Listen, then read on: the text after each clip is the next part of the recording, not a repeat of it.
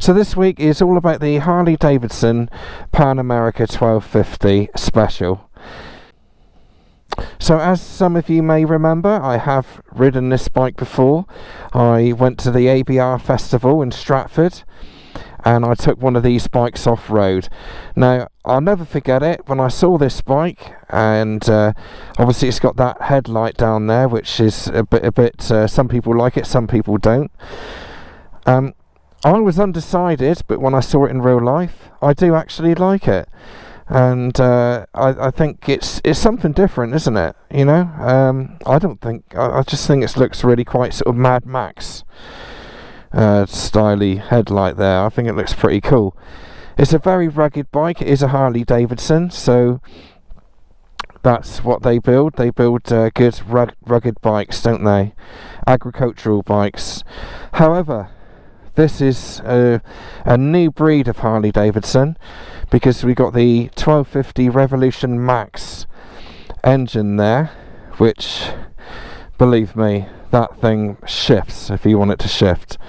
It really does. But there's some incredible technology in that engine. For example, there are no valve services because it's all hydraulically computerized set valve clearances, so you don't have to think about that. And we've got 4 riding modes. We've got sport, off-road, standard and rain, and in every setting it turns into a different bike. In sport setting it's very snappy, it goes off like a rocket ship, loads of power again. And in off-road it adjusts the electronic suspension to suit off-road. Whoa! But obviously Harley-Davidson are entering this new sector, and when I went to the show and tried the bike, I couldn't believe how good it was for the first generation of adventure bike that they've built. For many years they have built other adventure bikes, but nothing like this, obviously, in modern standards. But it handles so well off-road, and having taken it on-road a little bit, it handles pretty well as well. But the power you get out of that engine is incredible. It really is. It's very impressive, and it looks good as well. It's partly made from magnesium. It's got aluminium pistons, definitely adventure ready. Like, as I say, it's got the removable foot pegs here. So something else that we've got on this bike, which is an extra, is the adaptive ride height. This is exclusive to Harley-Davidson. I don't know why no one has thought of this before, because basically what happens is when you come to a stop, the suspension will drop down, so it makes it a lot easier to get your feet down onto the deck. So that's really good. We've got a really good Bashplate down here as well, very, very solid. And it seems to go all the way underneath the engine as well, which is good because it hasn't got a lot of ground clearance. But judging through experience, this bike will, believe me, it will go through anything. It really will. It's surprising what this bike can do. So in true adventure bike style, you can buy hard and soft luggage. That'll be the panniers and the top box on the back there, which is available from Harley-Davidson. But there are also aftermarket accessories for this bike as well, which is getting bigger by the day. Twin disc on the front, which are Brembos, and a single on the rear. The brakes I've had a go at, and they're not as sharp as what I would have thought they would be, actually. I guess that can be a good thing as well with a bike like this. But again, they're still very effective and bring the bike to a stop as quick as you want it to stop. And a very comfortable seat. It's probably one of the most comfortable seats I've ridden on for quite a while, actually, since I've been on the Honda Goldwing. It's quite firm. The foam is quite hard, but it's quite wide as well, so you can really spread out and move around a bit on there. So yeah, it's a very, very good seat indeed. Got a great big shotgun exhaust there as well. Obviously this is a 1250cc engine, so that's a big old beast, that big lump. And the I guess that's titanium exhaust there as well, going down through, maybe stainless steel, whatever. Again, to look at the bike, I think it looks really good, really rugged. And whether you like the front light or not, I would urge you to see one in real life, because I was undecided when I first saw that headlight. My brain was telling me that I shouldn't like it, but I did like it. And when I saw one in the flesh at the show, I just thought, you know what, that looks really good. Now on my way here, I popped down the key and I was taking a nice photo for the Instagram, and I had to stop because I had two people come up to me. While those two people were coming up to me talking to me about the bike, there was another 2 or 3 people just walking around looking at the bike. So it certainly grabs attention, there's no doubt about that. And oddly enough, no one had actually heard of this bike. There's two of them were bikers, and they never knew that this bike existed, so they do now. So let's just go over and look at the switchgear. Now it's a keyless ride, which I'm not overly fond of, if I'm honest with you. I much prefer the old-fashioned key type, but anyway, it's what it is. So when we turn it on, it's got a beautiful screen. So it fires up and got all the information there. So we got the rev bar there, trip meters, the time. Yeah, it's just really, really nice to look at. Now when I first got this bike, I was really concerned about all this switch gear here that I was going to have to learn. As it happens, it is actually really, really simple. I mean, basically I just broke it down, and basically you've got your cruise control section here. Obviously that's your lights and your flasher up the top, which is different, it's quite nice. Heated grips here, which has I believe it's a 4 or 5 stage setting, something like that. And then your menu buttons here, which again, it's all very tactile, very nice indeed. The indicators are easy as well, and they're quite tactile, and you got a nice little click. Cancelling the indicators feels a bit vague, but again, it's still pretty good. And the clutch is amazing on this bike. It's a little bit, it bites a bit quick when the engine's cold, but it's very, very easy to operate, and it's adjustable, as is the front brake lever as well. So to start up, it's quite a slow starter actually, so we just flick that over to the side, and it's a bit of a strange one this when it starts, because sometimes, because of the compression is so high in the big V-twin, it sometimes hesitates to start, because it's obviously all the electronics are getting it ready to fire up and losing the compression. But that mustn't, you know, to some people that might seem a little bit strange, but you know, it's nothing wrong with it. So I'm going to start it up now, like that. Do you see what I mean? There's a bit of a hesitation. If that was any other bike, you think, well, that's sounds like a problem, but it really isn't a problem. That's the way it's meant to be. Got a nice pop as well on the exhaust. Overall, I'm so pleased that I got this bike, because I really enjoyed it when I was at the festival, and it's great to get back on one again and ride it on the road and give it the proper once over. And my thoughts haven't changed. Yes, I've only had a little ride on it so far, but it kind of behaves the way I thought this bike would behave on the road.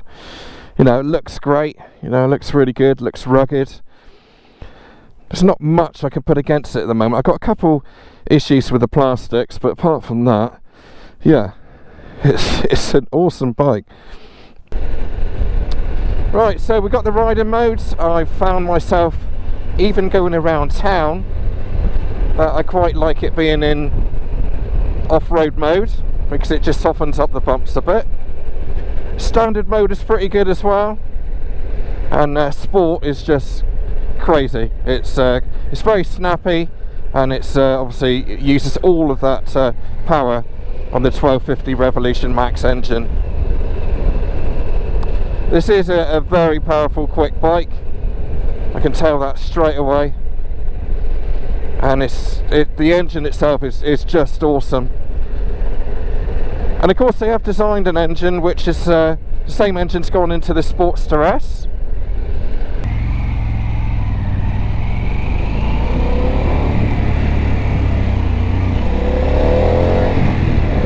Okay, off we go out onto some open roads.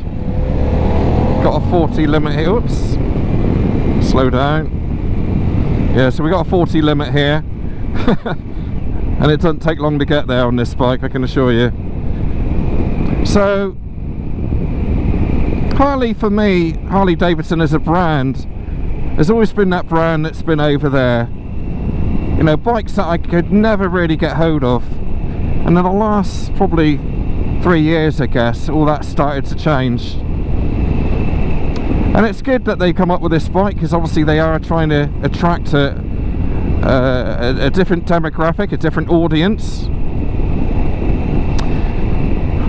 And I think it's nice that they have bought this bike out and they've had a go at the adventure market, which is, you know, it's a very competitive space, especially at the top end of the market, like this one here is. You know, you got your GS's, I guess your V-Stroms 1000 and Motostradas, etc.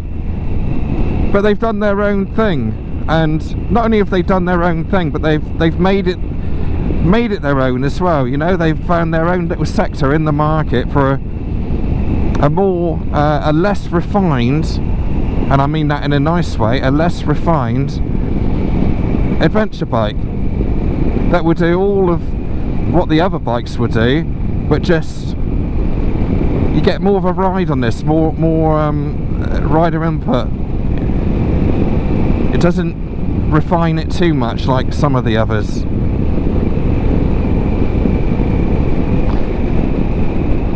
And again, it is, you know, in true Harley-Davidson style, they haven't got a quick shifter on this bike, which some people have mentioned, but I say, so what? You know, it is about riding a bike. And quick shifters for me are mainly for the track as opposed to the road. I mean, in all honesty, I did, when I went on off-road with this bike, I did a couple of times change gear without using the clutch when I had to get on a bit quicker. And it does actually, like so, it does fall up and down gears quite well without using the clutch. Like now, look, down into second and back up into third. Now regarding the gear shifting, it is one which you have to push quite heavily on the gear stick, but more importantly, the clutch is very light, certainly considering it's a 1250 engine.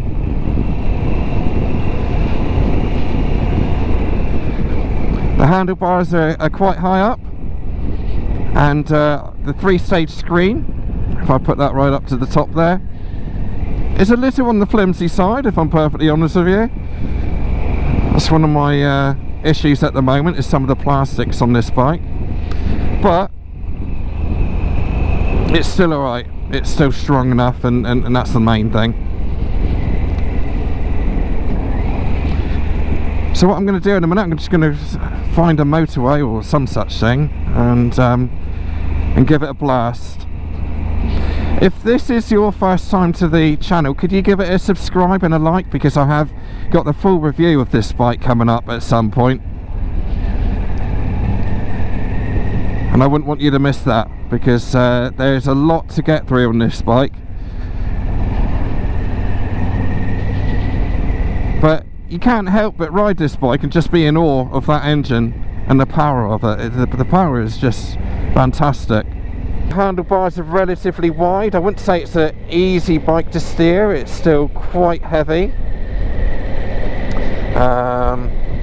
Obviously that doesn't matter when you're moving along.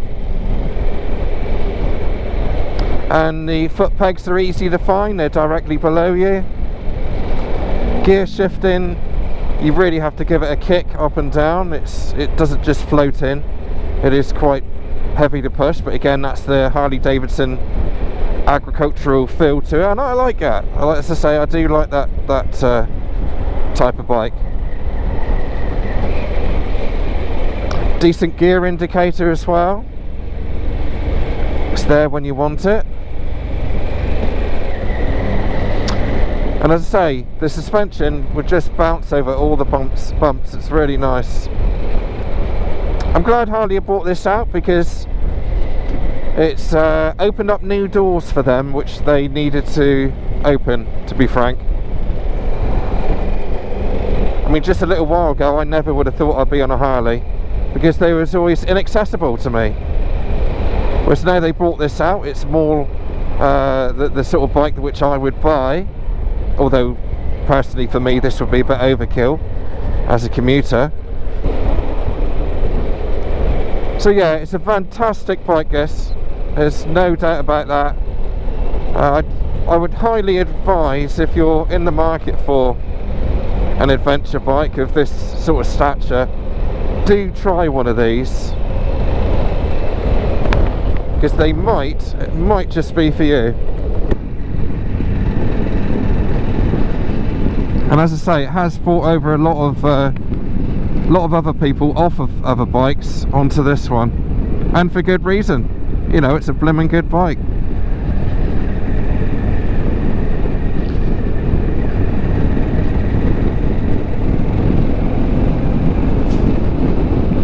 If you have any big tours coming up,